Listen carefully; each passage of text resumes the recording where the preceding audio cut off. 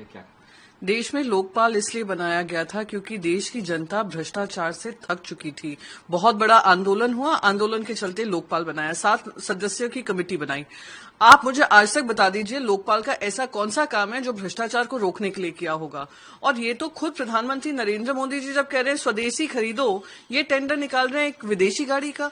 साथ ही साथ मैं कहूंगी कि जो लोकपाल का जो इंडियन टैक्स पेयर का पैसा है लोकपाल बनाने में खर्च हुआ, लोकपाल वालों को बिठाने में खर्च हुआ, अब वो इस तरीके से उसका I would say unneeded expense करना चाह रहे हैं। सिर्फ मैंने एक केस जरूर सुना था लोकपाल का जहां पे महुआ मोइत्रा जी को जब डिस्क्वालीफाई किया था तो उनपे एक सो कॉल्ड इन्वेस्टिगेशन के दायरे में लोकपाल ने एक नोटिस भेजा था। तो आप समझ सकते हैं कि लोकपाल कोई जो भ्रष्टाचार के लिए लड़ने के लिए आया वो खुद ही मॉरली भ्रष्टाचार होकर इस तरीके का काम करें, इसलिए मैं उनको लोकपाल नहीं कहती हूं। आप उनको लॉलपाल कह दीजिए या जोकपाल कह दीजिए, वही बनकर रह गया और यही देश की सबसे शर्मनाक बात है। You have tweeted for Lokpal for this car series.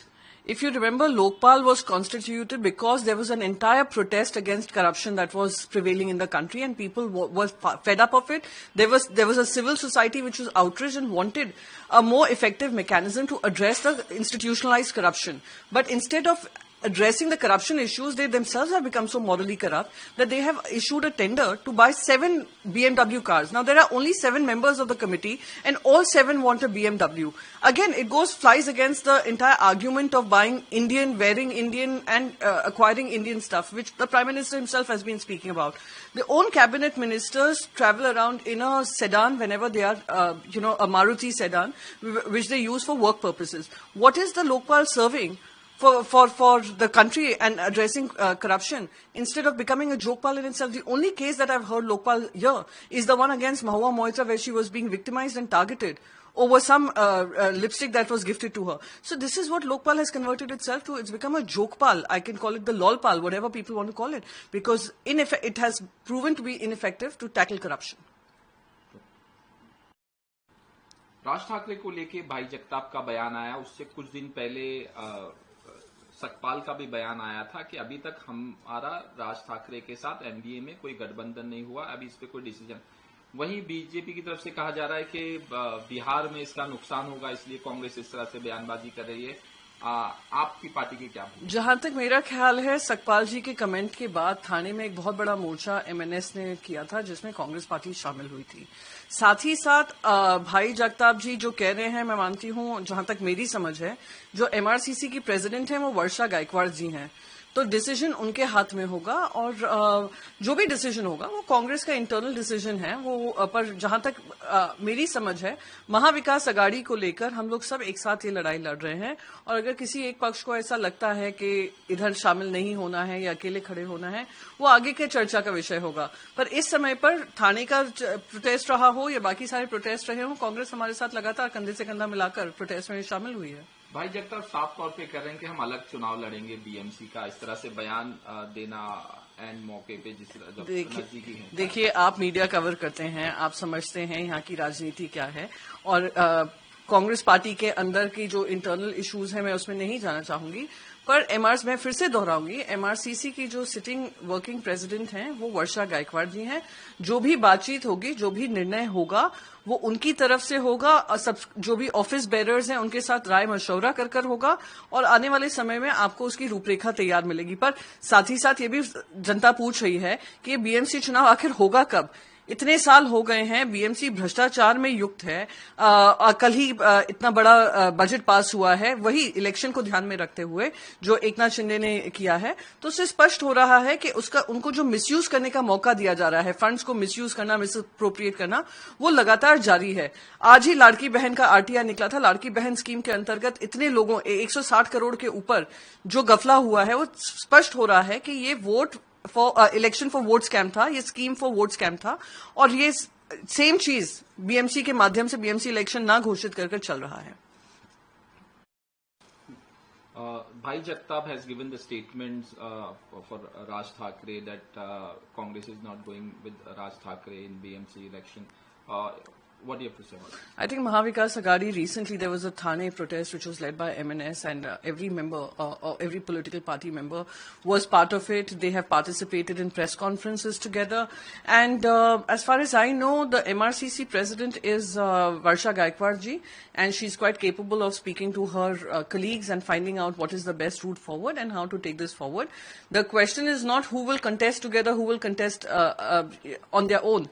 The question is, when is the BMC election happening? The people of the city are fed up because they have no elected representative raising their voice and their concerns inside the corporation. And we see absolute corruption in terms of handling it and absolute misuse of funds, which BMC has maintained over the years. So accountability is missing, transparency is missing, election is missing. And what will happen finally in terms of who will contest with whom, who will contest together, will be known, in times to come. However, for Bhai Jagtap ji to say it, it is something that he will be able to clarify. But whatever I can say is that we have been working together and we will continue to work together.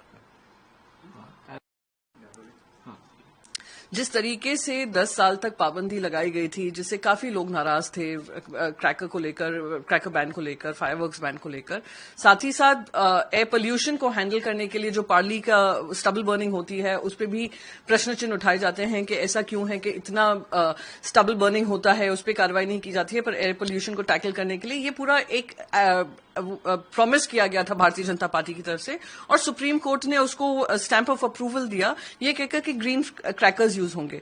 ना supreme court के ना ही green crackers का किसी ने follow किया, ना किसी ने जो टाइमलाइन फ्रेम की थी सुप्रीम कोर्ट ने, ना उसका पालन किया गया, और फटाके फोड़े गए हैं। जो AQI है बहुत ही कंसर्निंग है।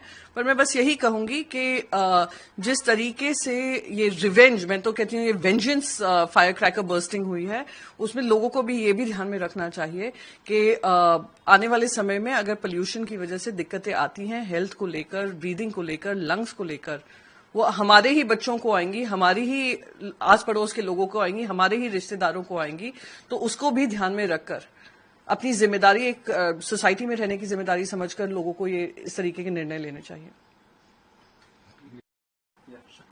The kind of politics we have seen around the fireworks ban as well as the air pollution and balancing the two has been in debate forever. However, the Supreme Court stepping in and saying that there can be only green cracker sale, there can only be so-and-so guidelines. Every single guidelines that was set up by Supreme Court were flouted in the last 3-4 days that we have seen as far as Delhi is concerned. Delhi has seen a 10-year-long ban which led to a lot of unrest and unease amongst the people. But however, we must understand that air pollution is a cause that needs to be addressed. Air pollution impacts everybody equally. Actually, not equally. There is inequality even that too. The poor cannot afford air purifier. The poor have to breathe that air that has been, polluted. So having said that, I think people would need to understand their own responsibilities.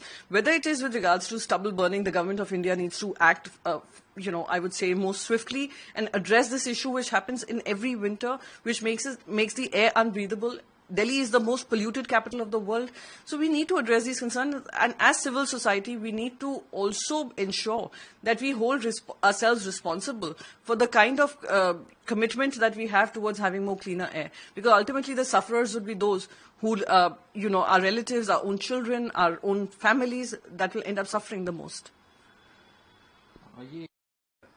US president Donald Trump का बयान आया कि मैं भारतीयों से बहुत प्यार करता हूं और एक डील हम कर रहे हैं, इस तरह से बयान फिर से।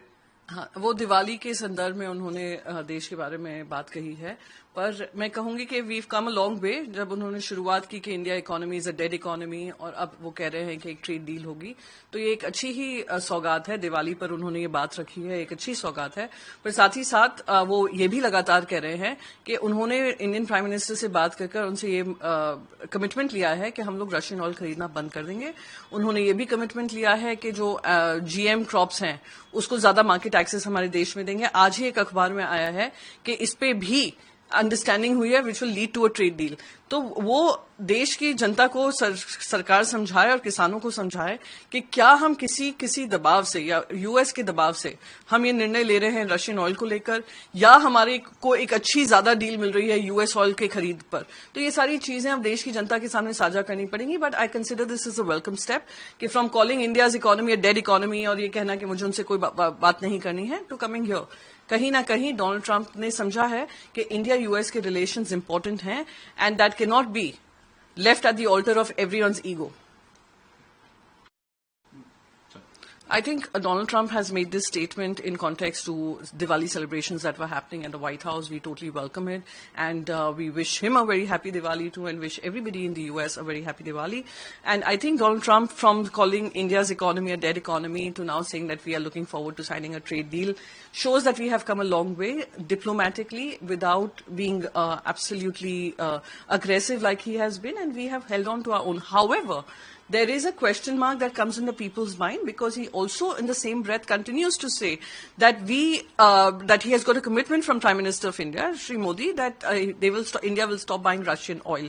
Also about getting greater market access to India's crop market, to sending more genetically modified crops that US is used to India and getting more market access. So if this is true, and that is what is getting us a trade deal, then the Prime Minister as well as the Cabinet Minister and the Commerce Minister will have to explain to the people of the country that what are the give and takes that have happened and how is it benefiting India, and is US oil going to be a lot more beneficial to us to buy as compared to the Russian oil, is something for the government of India to tell us.